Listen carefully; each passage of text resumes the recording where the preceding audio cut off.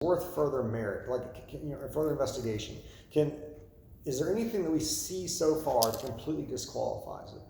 So, understanding what you're saying, first of all, do you already own this? No. Okay. No, we're still BD. I would say the economics since 1992 have gone way not in favor of this. More environmental concerns and remediations. Nutrient loading is pretty much new. It's required, even if I can prove that this isn't directly discharging to a TMDL, a nutrient impaired water body. Yep. South Florida, for example, says, well, it all eventually flows to Okeechobee. That's not true, but that's the case they make, and they make you do nutrient loading for all of it. Because Okeechobee's impaired. Exactly, yeah. Got it. St. John's is kind of doing the same. Basically, everything is ending up impaired right now. And what impaired means, that nitrogen and phosphorus will cause algal blooms in the surface waters that will kill everything. Yeah, right. So it's a new, very serious concern that they're bringing forth and holding people to stricter everything.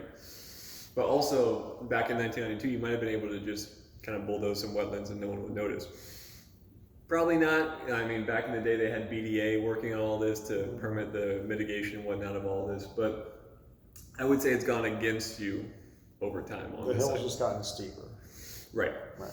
Now, if you're asking me to be optimistic, maybe you can turn it into a wetland mitigation area and sell credits, but it's not big enough to really be a mitigation bank.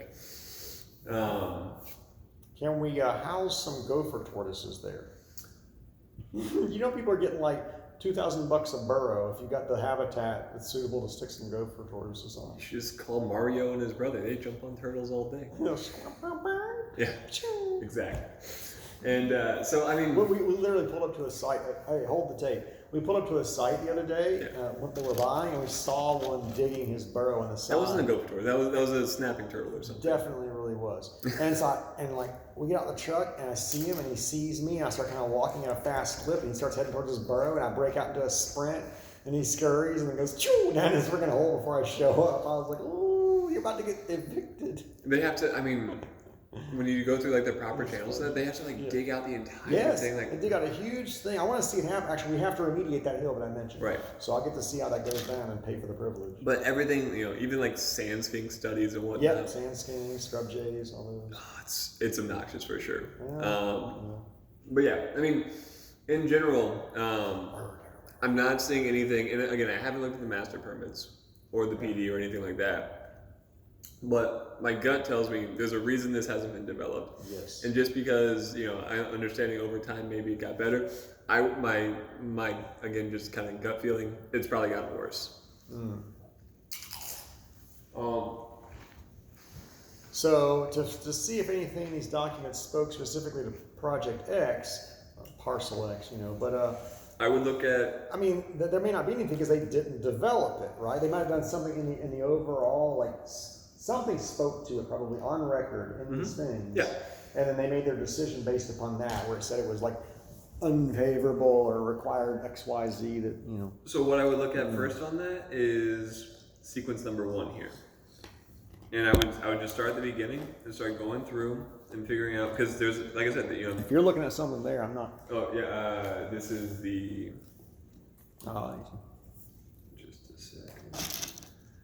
I'm looking at this sequence number 1 of the permit to kind of figure out what's going on with it. And I would start digging through these to figure out somewhere, yes, there is a master permit, but I guess before I do all that, real quick, I'm just going to show you these because I got them open. These are the oversized drawing. Oversized drawing just means plans. So an engineer could spend days going through these things, doing historical research on some prospect. Due diligence is important for a number of reasons, but it isn't, to do proper due diligence. If I were to give you recommendations in a professional capacity, I wouldn't do it in a 30-minute quick glance. It would be, because if I was an engineer that you would pay me to do due diligence on the site and I missed something. Right. There's some O&E going on there. That's huge. Yeah. So possibly.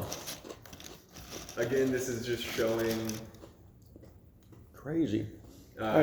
this is a master drainage plan right here, which does speak to X.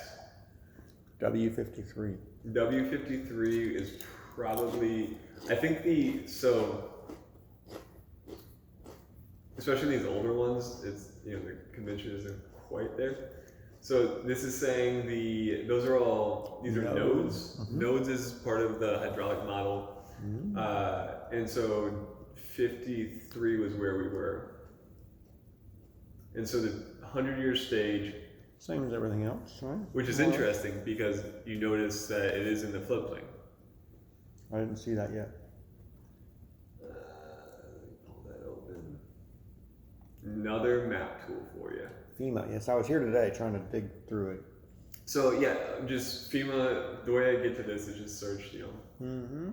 FEMA firm maps, and then it takes me to this link here, and then it takes me to this thing here. And I just put in a general address, and you can scroll around. And then when you find your site, you can click on it like so. This says Zone A. Zone A isn't good. Okay, so X is good. X is AE good. is... AE is bad, but better than A.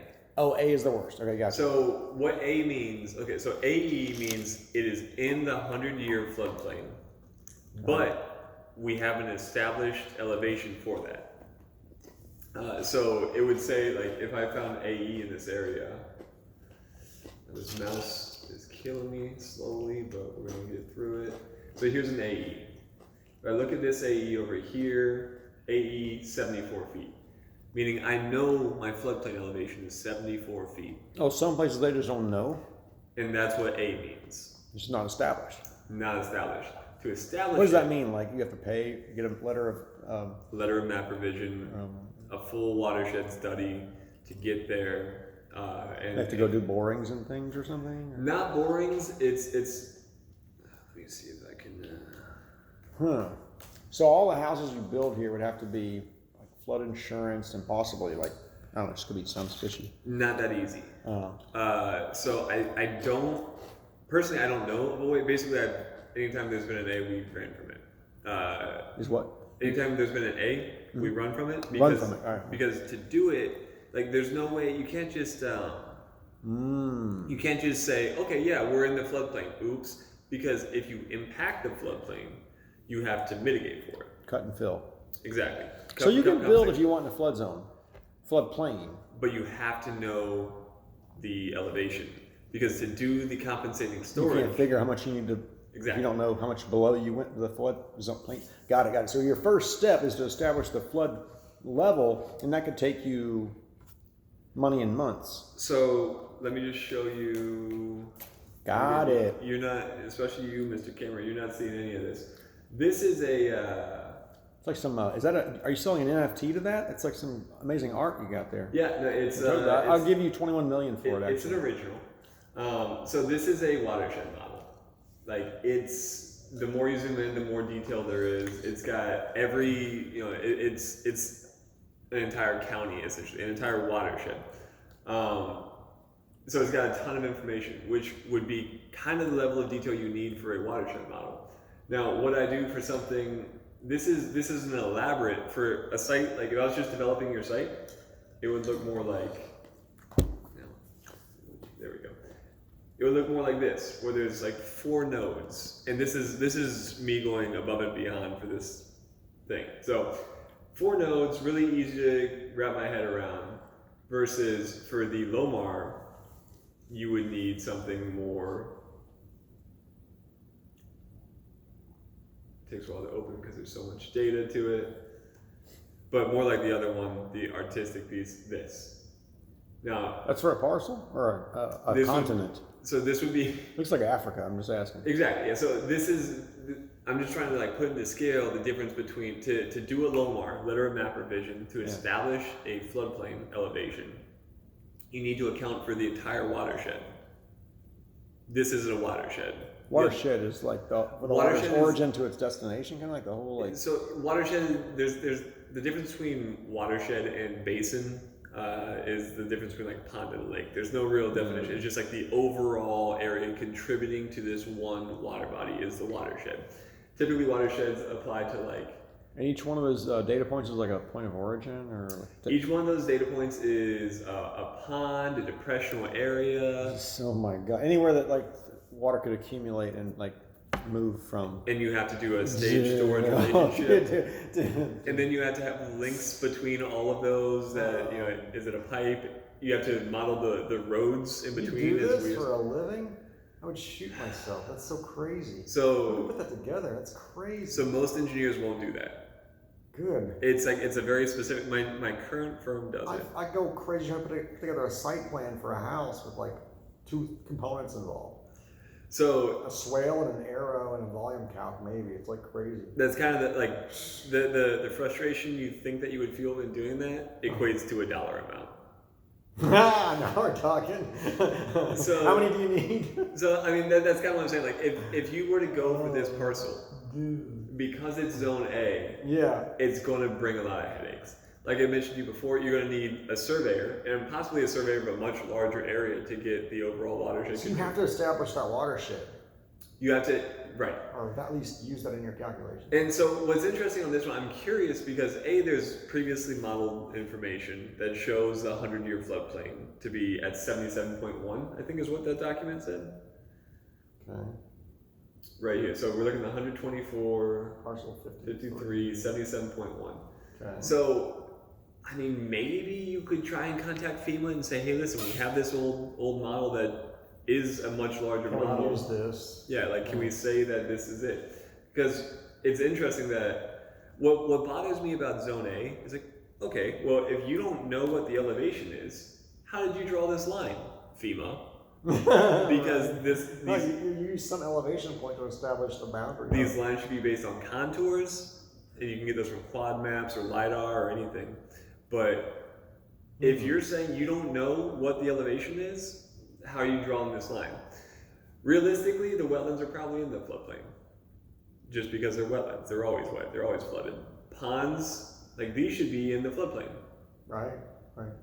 But, like, just in general, the LiDAR should have shown that, but those are like probably man-made, so maybe they accept them some kind of way. Exactly. Even so, but what's weird is, they clearly cut out these subdivisions in here, but they don't include these lines again. So they should, but basically because it's such an effort to do a letter of map revision or a CLOMAR, conceptual letter of map revision, a lot of it just never gets addressed. And it's from an engineering standpoint, you can tell this is not correct, but you have to justify to FEMA, a federal entity, and you have to permit through them, and by permitting through them, you permit through their delegate consultant, I think it's AECOM right now, and you have to send stuff to AECOM, and it's their job, their whole contract is develop comments about all these things. Those trucks I see for AECOM do that? AECOM does a lot of things, but the last time I did a LOMAR, AECOM was the one responding with comments. Oh my God, so crazy. There's so much engineering going on, I didn't even realize. Okay, so I get it. There's a few other things. You want me to run through a few other things? Yeah, please. Okay, so let me just... I'm suitably disillusioned to this point. So, again, this is the other... This is that parcel Q permit, and I kind of look at especially these older ones. They're not digitized great, but I look at the size of the file, so that way I can kind of make a call on what's going to be in there. Boundary reports, we know that's the geotech, so I'm not going to open that up again. Project correspondence, maybe that one might be worth looking into. This is 170 pages. Let's take a look. So this looks like the permit itself, but attached to the permit most likely is, and these are all their special conditions and whatnot. God. Pull this back open. All right, so this is all just from the district. What I am going to pull up instead is... When did Florida institute its water management districts? 86? Between 83 and 86. So before that it was almost like free-for-all? Yes. Just and when you get to those sites... Bring the bulldozers. But anytime you do any modification to those sites, you have to bring the entire site up to code. So watch out for redevelopment. Ooh. But let me Well, see. what did they do back in the day? They just like brought in dump trucks, like throw some dirt down, smash it around flat, and build a subdivision. Boom. Yeah, make sure that your site's not going to flood, and if you flood someone else, it's their job to prove it. Ask the guy next door. But yeah, so this isn't a great version of it, but this is probably the best we're going to get. But we can probably get some good information. This is kind of more of that previous previous permit for parcel Q and P and whatnot. But we can look through here. They cut out 53 because 53 is not relevant to theirs. But again, what I was saying with this before was you can dig through their narrative a bit and see what they were held to. So wetland ID, this is kind of showing acreages and whatnot. For that adjacent parcel Q. For the adjacent parcel, but again, I know it's adjacent, but you can still note that this is section C of the ERP, which you would have to fill out if you were developing the site, and you have to fill out wetland and surface water impacts, the size of the impacts, how you're going to mitigate for it, and all that stuff. But more importantly, what I was pulling from here is this. So again, poorly digitized, but you have wetland preservation area is this wetland out here. The 50-foot typical upland buffer is shown here in this case, and then this is upland preservation. Basically, this is the border of the wetland that was existing on the site. They said we're not going to touch. We're going to give it a 50-foot upland buffer, which is this right here, and we're not going to touch that, so we don't need to worry about it. But over here, they're impacting it, and they're changing this section here to that 50-foot buffer. So they were held to 50-foot buffer. Why weren't they? So on the right-hand side here, they were impacting it. You say, but what? So on the left-hand side, they weren't impacting. On the right-hand side, they impacted, and then their impacts had to account for that 50-foot buffer. So this is all in here. This is all still impacts. And again, this is just me looking at it. It could be something else besides. Oh, those numbers that are delineated are how much they impacted it, where it jutted into it. Those areas like the 0.01 acre, 0.0037 acre, like that's where they impacted it. Just those little delineated small portions. So as far as what those specifically are, I think is kind of just showing it's like a point of it was jutting into the properties, right? The right. developed So area. It's a cutout of the property. But what's more important to note is, again, this is They didn't leave a buffer. They did, and that's what this is. Basically, they had, as far as I can tell, and there may be some text that's kind of like in here pointing to this area. You see this? You see this like white line right here? Yeah, I see it. On the other side, like it was open shaded gray. This side, it's like still black. So I thought maybe they were. So in the existing condition, this was the wetland line. Got it. They fit their development to give a 50-foot buffer without impacting. On this side, because they couldn't do that, they impacted it 50 feet and then changed that to a buffer. But then they had to mitigate for that impact. Somewhere else. So, typically that's just money. A lot of money to pay for a mitigation bank because you're paying someone else for their land to keep it as a wetland and never change it. Yep, kind of like relocating the gopher tortoise kind of thing. Yeah, it's kind of, it doesn't make sense by the intent. It's like purchasing carbon credits. Right, to me it's super stupid because like, okay, well, if I basically, by this logic, I can continue to remove up to 50% of all wetlands in Florida. And by the time you do that, you can do a whole nother like mitigation program where it's like, okay, well, we're going to keep removing half of them and just offsetting it by, you're not adding more wetlands most of the time. You're just saying, okay, this is wetland. I'm paying you to never change. Yeah, it's like some swamp in Jefferson County. Yeah, exactly. And especially, I think the intent is to do it in the same watershed is the preference. Basically, okay, you're taking wetlands out from here, put it over here. The watersheds are pretty big, so it's not too bad.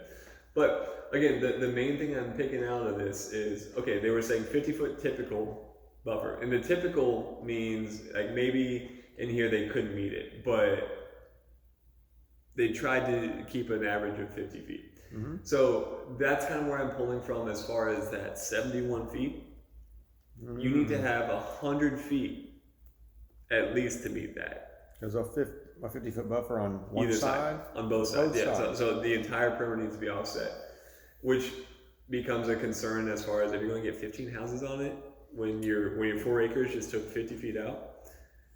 But there is the very basic OCPA map it shows the boundaries of the various parcels with the backyard property lines being slammed right up to what looks like wetlands. But you just showed it with a 50-foot buffer. So if you turn on the aerial over top of this, like add the airplane base map on top left. Yep. Just turn on that 21 imagery over there. And it,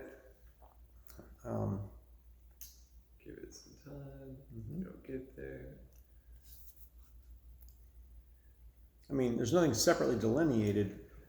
No. And if you click on wetlands, what do you notice about this? It looks like it's uplands.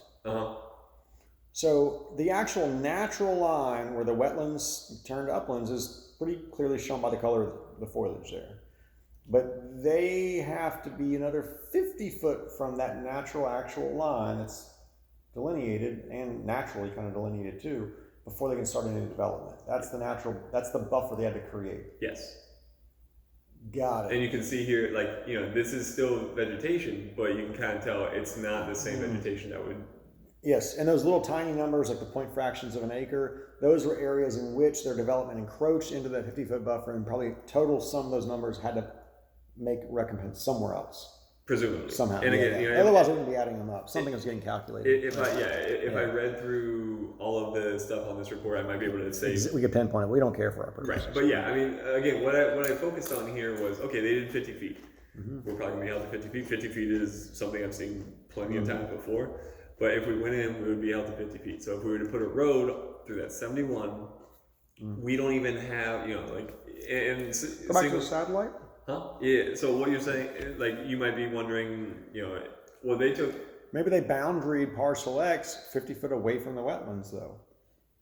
I mean, let's look at the. So yeah, and again, that's that's just one component of what we're dealing with here. Right. But again, you're going to lose a lot of your developable area pretty immediately. So let's look at this and just say, turn that off, measure, and we'll just do it from the kind of where what's apparently wetland to wetland. Yeah, it's a good idea. Click, and yeah. So 130 feet, maybe 20 feet. Yeah.